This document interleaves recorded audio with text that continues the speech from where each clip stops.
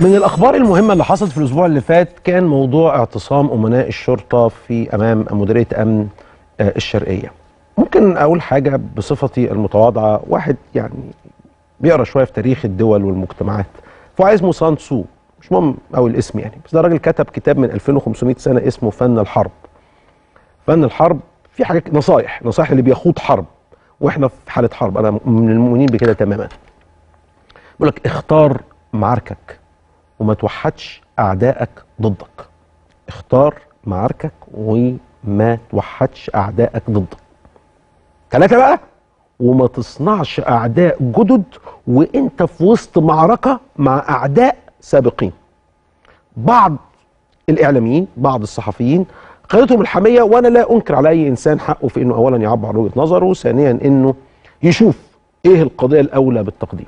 هيبة الدولة، تطبيق القانون، لازم نضرب بيد من حديد، لازم لازم لازم. ماشي، انا من مدرسه مختلفه شويه.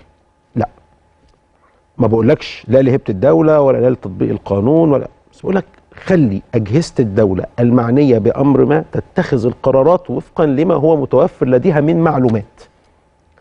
هي مش عركه في حاره، البلد بالفعل في معركه، وبالفعل في ناس تريد بها شرا.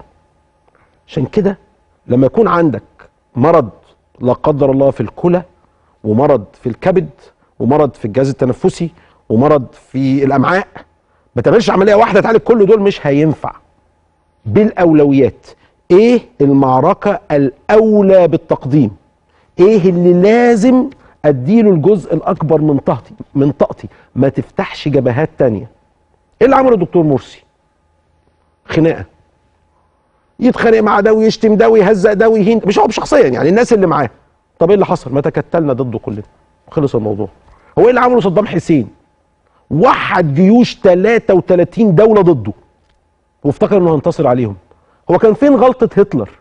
ده حارب كل الناس، حارب كل اوروبا، شرقها بغربها، بانجلترا بفرنسا بالمانيا، باسف بالسويد، بالنرويج، بروسيا. ده كان عايز يغزو روسيا كمان يعني، كان ما خلصش كل، وبعت قوات لشمال افريقيا، مصر وليبيا وغير. الله الله، انت هتحارب العالم كله؟ الغبي المتغطرس هو اللي يعتقد انه يقدر يدخل كل المعارك في نفس الوقت وينتصر على الجميع في نفس الوقت. دولة في حالة حرب، اولوياتها واضحة في اذهان القائمين عليها. لما يكون في معارك تانية، وانا عارف انها معركة، مش هتكلم اكتر من كده، في مشاكل.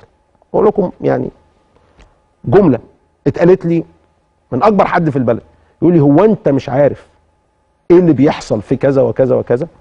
قلت له ايوه، طب حضرتك هتعمل ايه بقى؟ قال لي في اولويات. طاقتي قد ايه؟ قدرتي على المواجهه قد ايه؟ هفتح كل الجبهات مره واحده؟ مره تانية، انا لا انكر على حد خوفه وغيرته وحماسه ورغبته في دولة القانون، وان احنا نرفض الخروج على القانون والى اخره، بس الطريق الى جهنم مفروش بالشعارات اللي من النوع ده، بالنوايا الطيبة والقراءات الساذجة. اختار معاركك يا سيسي، اختار معاركك يا ريس.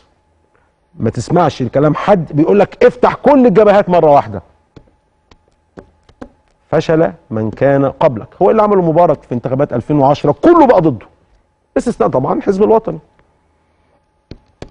معلش، دي جملتين كده كنت عايز اقولهم عشان يعني ما تاخدناش الحميه اكتر مما ينبغي، وبعد ما نعك الدنيا نعمل زي السامري كده، ما يجي يقول لك وكذلك سولت لي نفسي.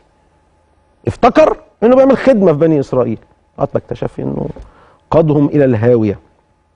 وكذلك سولت لي نفسي. فبس بأهيب بأصدقائنا من الإعلاميين والصحفيين ما تاخدهمش الحمية قوي، أنت كده شايف رؤية واحدة للموضوع. المسألة فيها أكتر من بعد، والأبعاد الكتيرة دي عايزة معلومات، ولو المعلومات مش متوفرة ومعظم الأحيان مش متوفرة بيحكم على اللي عنده. عشان كده أنا ما أقدرش أعيب عليه، ما أقدرش أقول إن اللي قال هيبة الدولة واضرب بيد من حديد ودخلهم السجن ومش عارف أعمل كده، ما أقدرش أقول إنه وحش، ما أقدرش أقول إنه شرير، لكن هو أسهب بمعيار محدد، بس رد فعل على حادثة محددة. أيوة، بس في معارك تانية.